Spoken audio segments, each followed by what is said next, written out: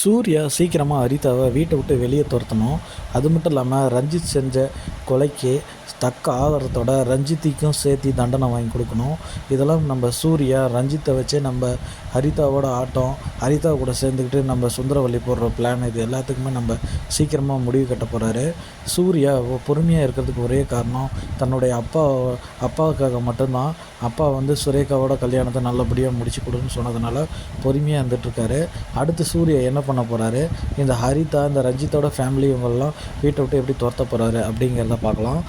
இந்த ரிவ்யூ உங்களுக்கு பிடிச்சிருந்துச்சுன்னா ஒரு லைக் பண்ணி மறக்காமல் சேனலை சப்ஸ்கிரைப் பண்ணுங்கள். அடுத்தடுத்து தரமான சம்பவங்கள்லாம் நடக்க போகுது. சூர்யாவுக்கு இப்போ நம்ம ரஞ்சித் மேலே சந்தேகம் வந்துடுச்சு. ரஞ்சித் பண்ணுற ஃப்ராடு வேலைகள் எல்லாமே நம்ம சூர்யாவுக்கு தெரியும். என்ன தான் சூர்யா நல்ல வேஷம், என்ன தான் ரஞ்சித் நல்ல வேஷம் போட்டாலும் சூர்யாவுக்கு ரஞ்சித்தை பற்றி நல்லாவே தெரியும். இவன் ஒரு ஃப்ராடு, இவன் நல்லவன் இல்லைன்னு. ஆனால் நம்ம சுரேகாவை கல்யாணம் பண்ணிக்க போகிறேன்னு சொல்லிவிட்டு இப்போ ஒரு பொண்ணையே கொலை பண்ணிட்டாரு நம்ம ரஞ்சித்து.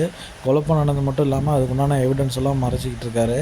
ஆனால் கூடி சீக்கிரம் ரஞ்சித்தோட ஆக்டிவிட்டீஸ் வச்சு நம்ம சூர்யா கண்டுபிடிக்க போகிறாரு. இவன் தான் அந்த பொண்ணை கொலை பண்ணியிருக்கணும்னு தக்க ஆதாரத்தோடு நம்ம சூர்யா கையில் சிக்க போகுது. இப்போ கேள்விக்குறி என்னென்னா, மொபைல் ஃபோன் யாருக்கிட்ட வரப்போகுது, யார் கையில் கிடைக்க போகுது, அடுத்து என்ன நடக்க போகுது அப்படிங்கிறது தான் ஒரு ட்விஸ்ட்டு. கண்டிப்பாக நம்ம நந்தினி கையில் கிடைச்சதுன்னா நம்ம சூர்யாகிட்ட கொடுத்தாங்கன்னா ரொம்ப நல்லாயிருக்கும்.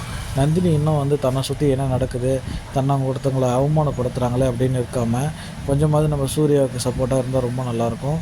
திரும்ப நம்ம நந்தினி ஒரு தப்பு பண்ணிக்கிட்டே இருக்காங்க, எதுவுமே தெரியல அப்படின்னு சொல்லிட்டு நந்தினி சீக்கிரமாக சூர்யாவுக்காக மாறினாங்கன்னா ரொம்ப நல்லாயிருக்கும்.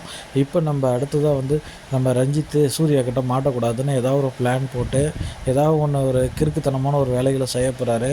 ஆனால் சூர்யா எப்படியும் கண்டுபிடிச்சிடுறாரு. ஒரே கல்லில் ரெண்டு மாங்காய் அப்படிங்கிற மாதிரி நம்ம ஹரிதா ரஞ்சித் இவங்களை எல்லாத்தையுமே வீட்டை விட்டு துரத்துறது மட்டும் இல்லாமல் தூக்கி ஜெயிலில் போட போகிறாரு நம்ம சூர்யாவோட சம்பவங்கள் எப்போவுமே அப்படி தான் இருக்கும். ஏன்னா சூர்யா பொறுமையாக இருக்கிறாரு அப்படின்னா அவங்கள ரொம்ப சீண்டி பார்த்துட்ருக்குற ஹரிதாவோட திமிருத்தனத்துக்கு இதுதான் சரியான பதிலடியாக இருக்கும்.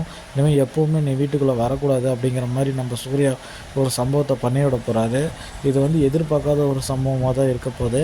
அடுத்து நம்ம அருணாச்சலையா எப்படி ஜெயிலேருந்து வெளியில் வரப்போகிறாரு, நம்ம நந்தினி இங்கிலீஷ் பேசி எல்லாரையும் எப்படி ஆச்சரியப்படுத்த போகிறாங்களா, சுந்தரவல்லிக்கு நம்ம ரஞ்சித்தோட ஃபேமிலி பற்றி தெரிஞ்சால் என்ன பண்ண போகிறாங்க அப்படிங்கிற மாதிரி தான் அப்கமிங் எபிசோடு இருக்க போகுது.